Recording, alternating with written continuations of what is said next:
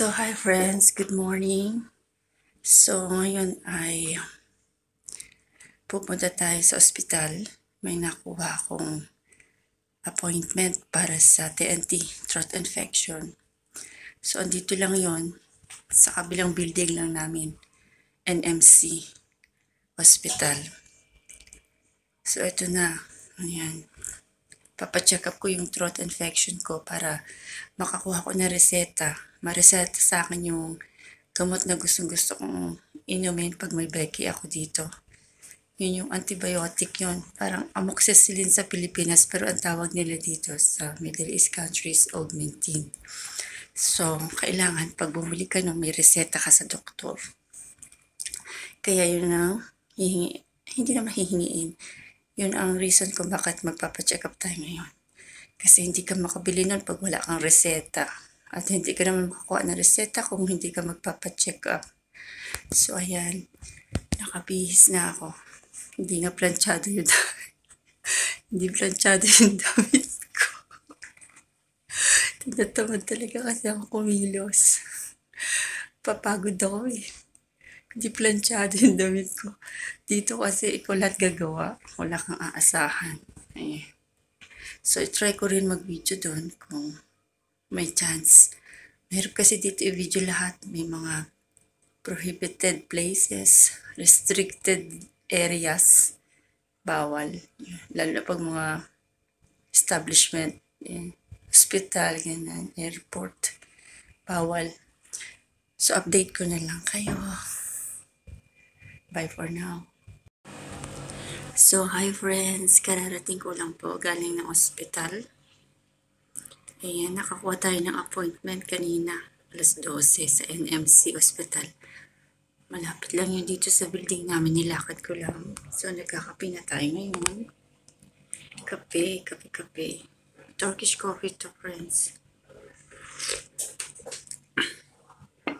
Ayan. So, hindi na ako doon nakapag-vlog kasi mga seryoso mga tao doon. Bawal sa ospital. So, share ko na lang sa inyo yung gamot. Ito na. See. Ito na yung ating gamot.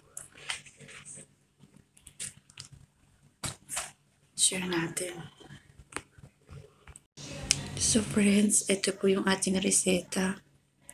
Ganito po yung reseta dito. May mga barcode kasi ini-scan na lang nila to. Mula sa ospital hanggang pharmacy, isang company lang yun. Ini-scan lang nila. Kaya, wala na kaming dalang papel. Pagpunta namin ng pharmacy, automatic na may record na ako dun. So, ganito dito, centralized na. So, ito yung ating findings. Meron akong acute tonsillitis. Saka ito yung mga niresetang gamot sa akin. Ayan. Good for 1 week na lang to kasi nakainom na ako dati. So, ito yun. At saka to, Maxigesic. So, i-check natin to.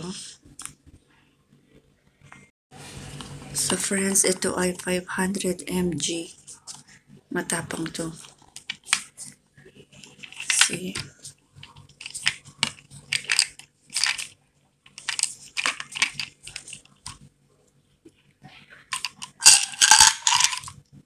Look. So, ganito yan. So, 1 week ko itong iinumin. Ayan o. So, ang price niya, friends, ay 62.50 dirham. Iinom tayo ng isa. At meron din siyang Maxigesic. Pain reliever lang to. So, eto friends ay 2 times a day to. 1 morning and 1 evening in 5 days. Tapos eto, nareseta sa akin, pain reliever lang to. 3 times a day para hindi ka mapagod. So, good for 1 week lang to kasi nakainom na ako before. Kaya nga hindi tumalab kasi nga, mumurahin lang yun. mababa ang dosage. So, ito, mataas na yung dosage niya.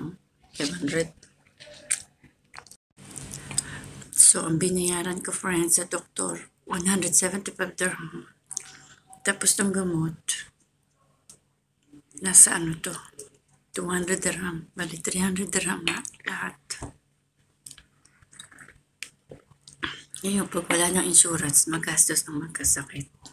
Kaya mag-ingat na tayo para hindi tayo magastusan, lalo na tayo mga OFW, at huwag natin lahat ipadala yung pera natin. Kasi, pag wala tayong insurance, kung wala kang 300, hindi ka makapagpa-doktor.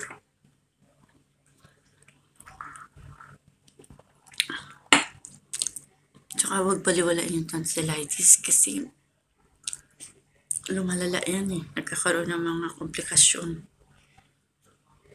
So, ngayong linggo kasi marami akong mga pupuntahan. Kaya kailangan magaling ako. Para hindi ako dun mapagod. Ayan, so shinare ko lang to, friends, para may idea tayo na alagaan ang ating mga sarili. So friends, yung finding ay acute tonsillitis, ibig sabihin severe, malala na. Kasi nga nagtipid ako nung una, hindi ako nagpunta ng doktor. So, hindi, yung dosage yun, hindi kinaya na i-dissolve yung tonsillitis ko, kaya lumala. Kaya, nakakahawa ba yun? Oo, nakakahawa to. Pag uminom tayo sa pinag-inuman ng isang infected, nakuha natin yung virus, lumilipat sa atin. Kaya mag-ingat tayo, friends. O pag sumubo tayo sa kutsara na ginamit ng infected na may virus na ganito, nakakahawa yan. So yun, mag-ingat at self-hygiene, personal hygiene, importante yan. Uminom ng maiinit at magmumog ng asin. Yan yung mga sinabi ng ENT kanina. So friends, malaking blessing na sa atin yun na wala tayong sakit at wala tayong iniinom na maintenance. Mga normal na sakit lang yung meron tayo. Blessing na yun. Huwag natin pangarapin yung nagme-maintenance tayo tapos lagi tayong regular sa ospital, pabalik-balik doon dahil meron tayong malalang sakit. Huwag, friends, huwag na nating intay na umabot tayo sa ganun.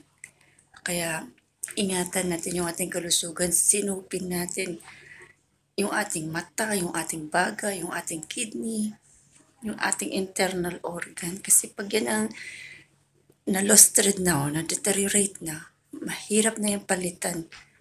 Wala kang makuhang mga donor para sa mata, sa puso, sa kidney, o sa atay, o sa baga. Kaya ingatan natin na huwag yan magka-diferensya. Kasi pag pinabayaan natin yan, lalala na nila yung sakit natin, magkakaroon ng maraming komplikasyon. Kaya, eat healthy food, iwasan yung mga bisyo, yung mga matatamis at mga maaalat na pagkain, at saka exercise. Yan, saka huwag din tayo magpa-stress kasi nakakataba yung stress. So yun lang, friends, hope na may natutunan po tayo ngayon. Thank you for watching. See you next time. Bye!